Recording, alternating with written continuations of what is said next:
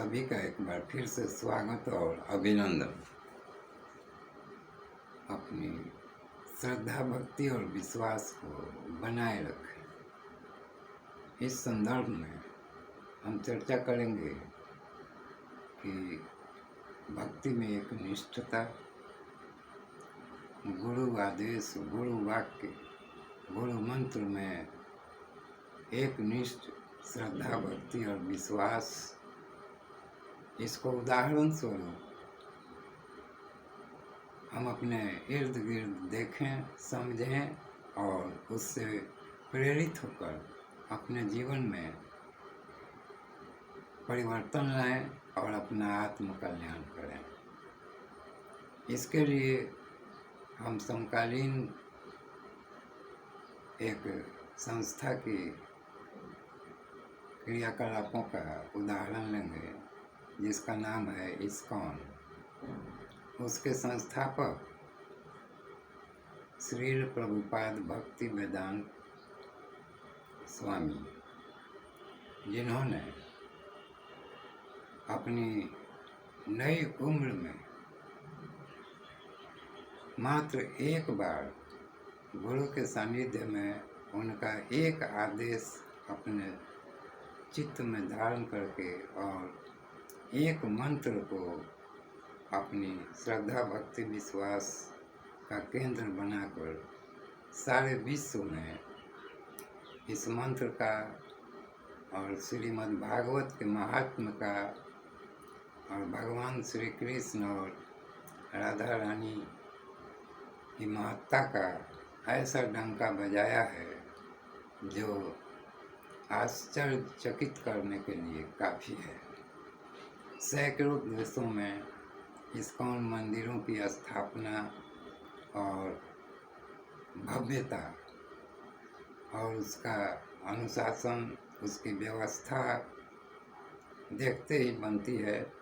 हालांकि इस संस्था के बारे में बहुत से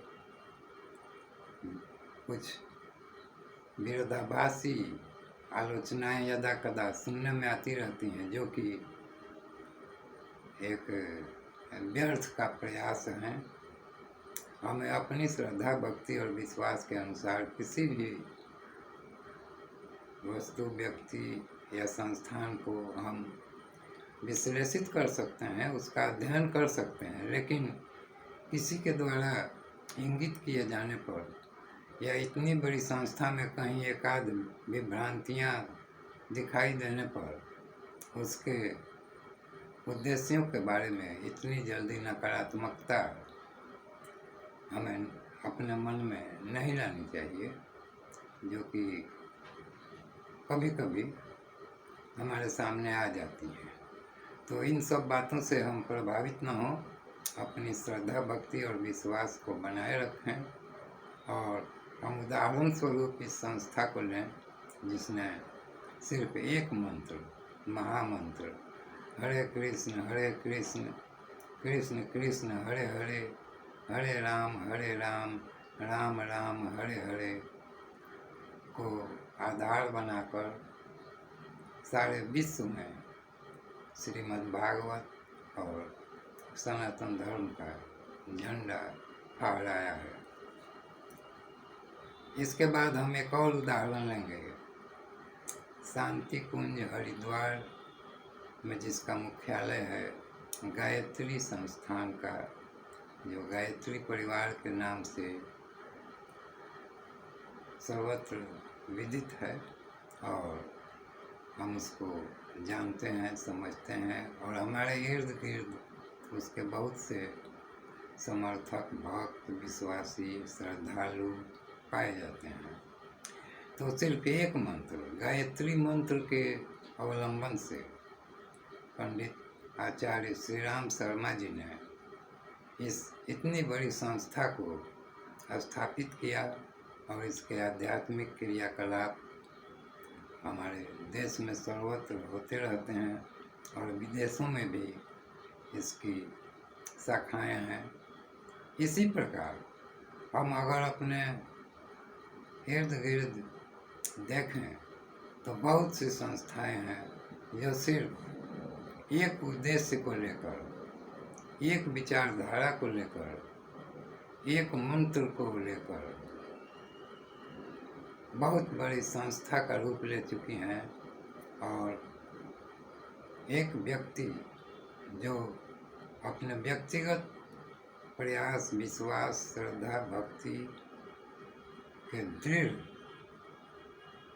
आधार को लेकर अब न सिर्फ अपने जीवन में बल्कि लाखों करोड़ों लोगों के जीवन में श्रद्धा, भक्ति और विश्वास को उत्पन्न किया है और उनके जीवन को परिवर्तित किया है, आध्यात्मिक बनाया है और धार्मिक बनाया है।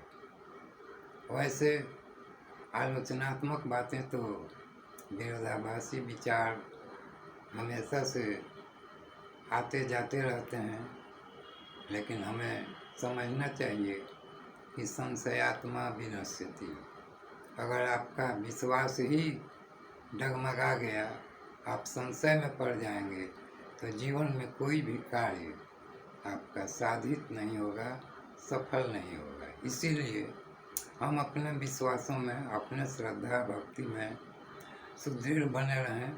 उसके लिए पहले अच्छी तरह अध्ययन कर लें और अपने आप को मुतमईन कर लें, अपने आप को समझा लें कि मैं जिस पथ पर अग्रसर हो रहा हूँ वह सही है, और बस उसी एक रास्ते पर चलते रहें और अपने जीवन में सनातन परंपराओं को सनातन काल के लिए स्थापित कर लें और अपनी आत्मोन्नति के द्वार को खोल लें और आत्मोद्धार के पथ पर अग्रसर होते रहें।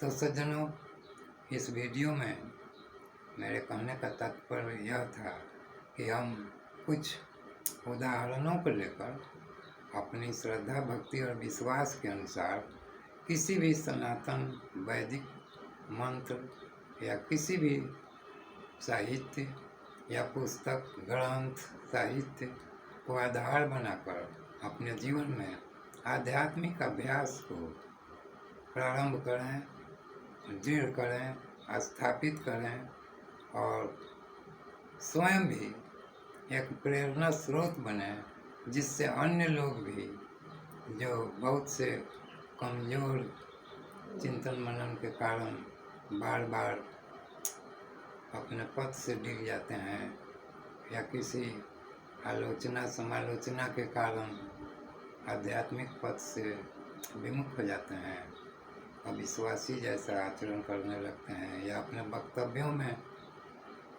वे अपना मानसिक आधार प्रकट करने लगते हैं। तो इस तरह से सबको समझने में और अपना आत्मोद्धार करने में मदद मिलती है। तो हम अपने समकालीन संस्थाओं, व्यक्तियों या महान जो लोग हो चुके हैं उनसे प्रेरणा ग्रहण कर सकते हैं। इसमें संकोच करने की या दिग्भ्रमित रहने की कोई आवश्यकता नहीं है। हम अपने आप को किसी एक मंत्र, किसी एक ग्रंथ, किसी एक पुस्तक से संबद्ध करके अपने जीवन में आत्मोद्धार कर सकते हैं। सबसे आसान चीज़ है कि हम अपने जीवन में कुछ अध्ययन का वक्त, समय निकालें और उसके अंतर्गत श्री रामचरितमानस, श्रीमद् भागवत गीता, श्रीमद् भागवत, महाभारत या और भी अन्य ग्रंथों का, वेद, उपनिषद इत्यादि का हम थोड़ा थोड़ा अध्ययन करते चलें और सनातन परंपरा, वैदिक परंपरा को समझने का प्रयास करें। यही हम सबके लिए कल्याणकारी होगा, ऐसा मेरा अपना विचार है। और इस वीडियो को हम यहीं सीमित करते हैं। फिर मिलेंगे अगले वीडियो में इसी प्रकार किसी धार्मिक, मांत्रिक, आध्यात्मिक या ईश्वर अनुसंधान संबंधी चर्चा विमर्श के साथ। धन्यवाद।